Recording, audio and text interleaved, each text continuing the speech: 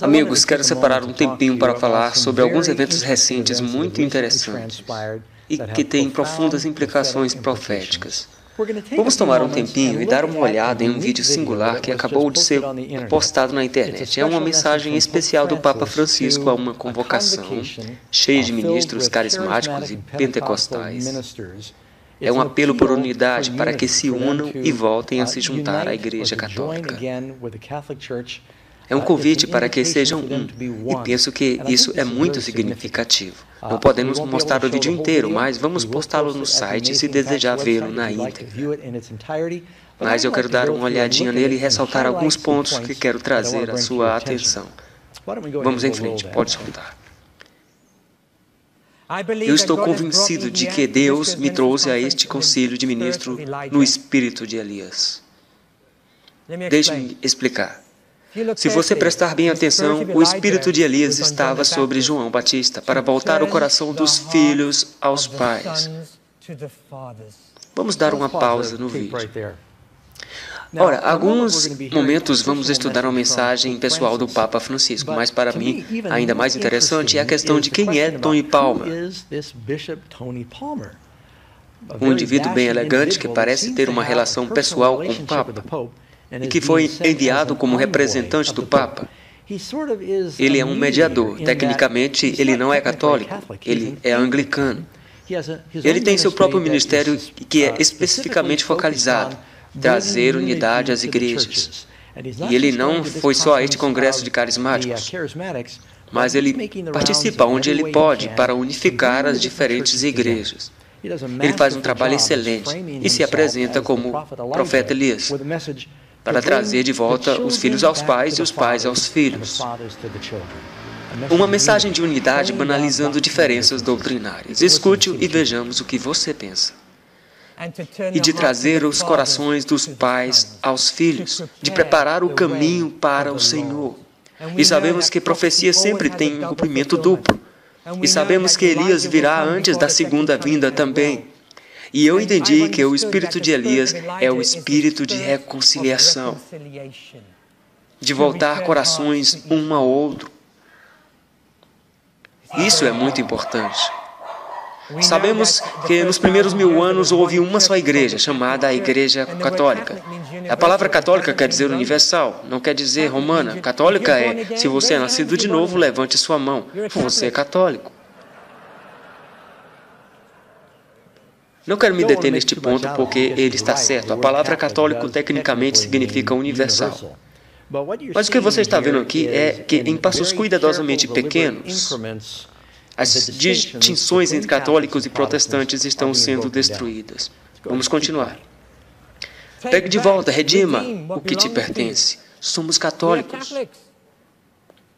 Então tivemos o cisma do final do primeiro século. Surgiu a Igreja Ortodoxa, Oriente versus Ocidente, 2 igrejas. Depois, 500 anos mais tarde, veio Lutero com seus protestos. 3 igrejas, em 1500 anos. 3 denominações, não 3 igrejas. E então, a partir dos protestos de Lutero, 33.000 novas denominações. Você vê o que está acontecendo aqui, amigos? Ele chama de protestos de Lutero, em vez de movimento protestante ou reforma protestante.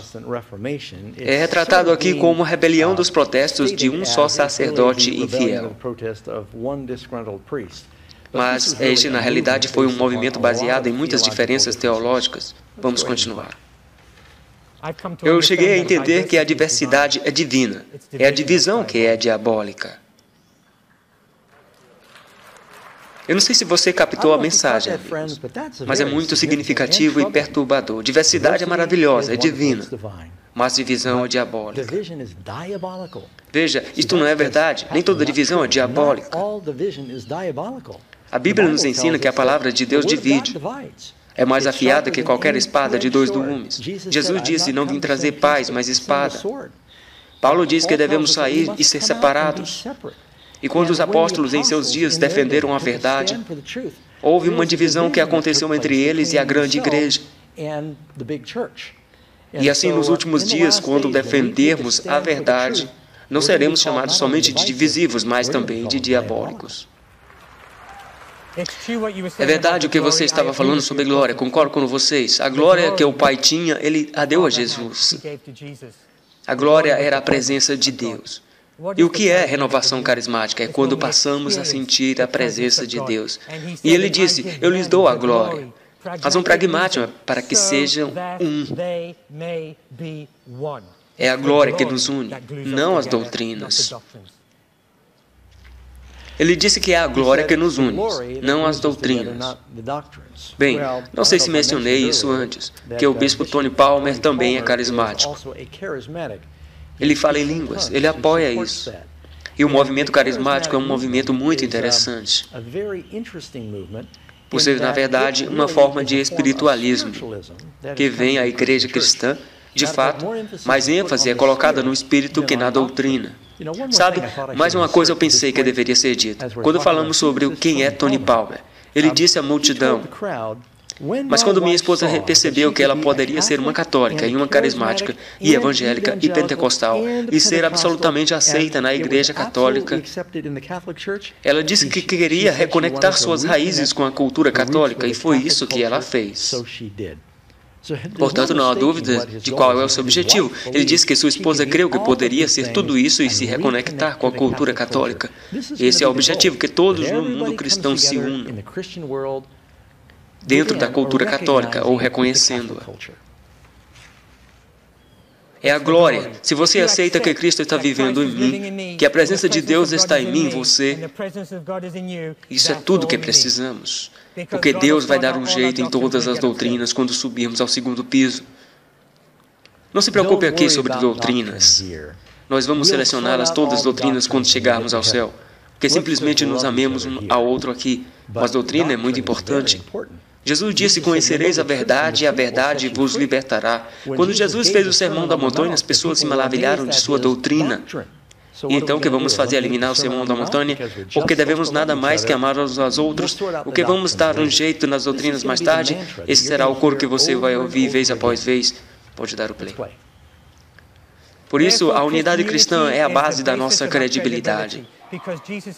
Porque Jesus disse que para que sejam um, o mundo não vai crer como de fato deveria até que sejamos um. A divisão destrói nossa credibilidade. É o medo que nos mantém separados. Porque medo é falsa evidência, parecendo real, é um acrônimo. Fear, falsa evidência parecendo real. Porque a maior parte de seus medos é baseada em propaganda.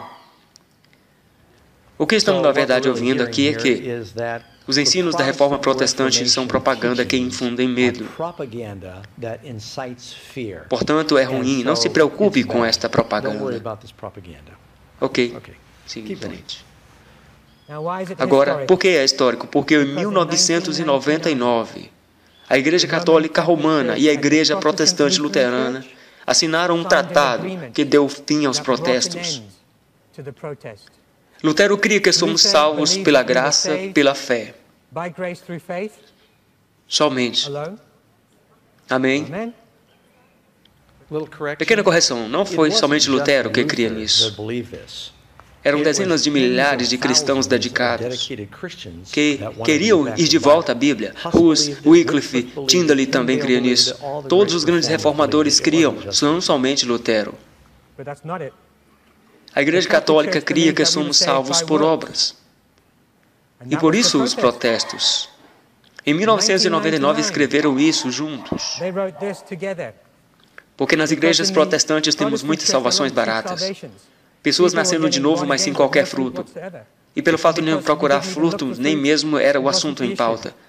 Para não ser necessário para a salvação. E não é. Mas não é resultado bom se você é salvo. Então o que fizeram foi que juntaram as duas definições. Ouçam só, estou lendo do site oficial do Vaticano. Justificação significa que o próprio Cristo é nossa justiça, em que compartilhamos pelo Espírito Santo, de acordo com a vontade do Pai. Juntos, nós, católicos e protestantes luteranos, cremos e confessamos que pela graça somente, pela fé nas obras salvíficas de Cristo, e não por qualquer mérito da nossa parte, Somos aceitos por Deus e recebemos o Espírito Santo, que nos renova no nosso coração enquanto nos capacita e chama para boas obras. Pode parecer que este era o único protesto de Lutero, mas Lutero não protestou só contra uma coisa. Ele cravou 95 pontos diferentes de protesto na igreja de Wittenberg. Ele está se referindo a um deles, mas não é o único ponto. E você pode perceber na semântica, na linguagem que é usada, é muito rebuscada e cautelosa, porque os católicos estavam buscando um vocabulário que não teriam que renunciar ao que anteriormente criam, ou significa que havia algo errado. Não tenho tempo para me aprofundar nisso, mas não é bem isso que superficialmente parece ser. Isso deu fim ao protesto de Lutero. Irmãos e irmãs, o protesto de Lutero já passou, bem como o vosso. Em 1999, isso foi assinado pela Igreja Luterana, pela Federação Mundial. Mais tarde, uns 5 anos mais tarde, a Igreja Metodista Mundial assinou o mesmo tratado, mas até hoje não tivemos qualquer evangélico protestante que se levantasse e assinasse esse acordo para concordar com os nossos irmãos e irmãs que somos salvos pela graça através da fé para boas obras. E eu creio que isso é algo que precisa ser consertado. Vamos dar uma pausa. Aqui ele está realmente apelando. Ele diz que os luteranos assinaram um acordo e que os protestos já não existem, e que os metodistas assinaram isso. Agora estamos tentando fazer que os evangélicos e pentecostais assinem este documento para que todos sejamos um novamente. A reforma protestante não é necessária, estamos todos em harmonia agora. E aí está o desafio para você. Portanto, os protestos acabaram há 15 anos. Eu sei que sou um pouco atrevido aqui, porque eu desafio meus amigos pastores protestantes. Se não há mais protesto, como pode haver uma igreja protestante? Eu acho que é fácil percebermos para onde isso está indo. A distinção entre católicos e protestantes está sendo varrida para fora. Este é um movimento em direção à única religião mundial. E é exatamente o que a profecia diz que tem que acontecer antes de Jesus voltar. O mundo está sendo sacudido. Somente haverá 2 grupos quando Cristo voltar, e terá um selo de Deus, o outro a marca da besta. Obviamente, se há 33 mil denominações cristãs, alguma coisa tem que acontecer para polarizá-los em 2 lados. É por isso que você vê a profecia se cumprindo neste momento, amigos. Esse é o tipo de argumento que será dado, esse é o tipo de apelo que será feito para trazer todos a um corpo unificado, onde minimizamos a importância da doutrina, da Bíblia. Talvez agora todos sejamos católicos de novo. Mas somos reformados, somos católicos no sentido universal. Não estamos mais protestando contra a doutrina da salvação da Igreja Católica.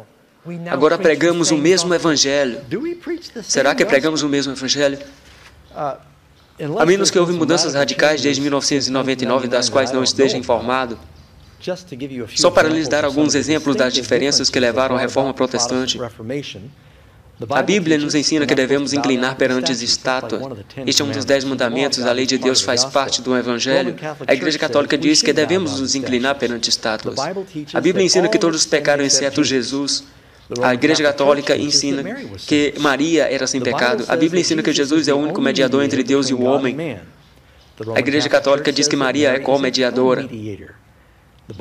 A Bíblia diz que Cristo ofereceu o sacrifício sobre a cruz de uma vez por todas. Hebreus 7:27. A Igreja Católica Romana ensina que o sacerdote sacrifica a Cristo sobre o altar sempre que este realiza uma missa. A Bíblia ensina que todos os cristãos são santos e sacerdotes. A Igreja Católica diz que os santos e sacerdotes são uma casta especial dentro da comunidade cristã. A Bíblia ensina que todos os cristãos deveriam saber que têm a vida eterna. A Igreja Católica ensina que os cristãos não podem saber e não devem saber que têm a vida eterna. A Bíblia ensina que não devemos chamar nenhum líder religioso de pai.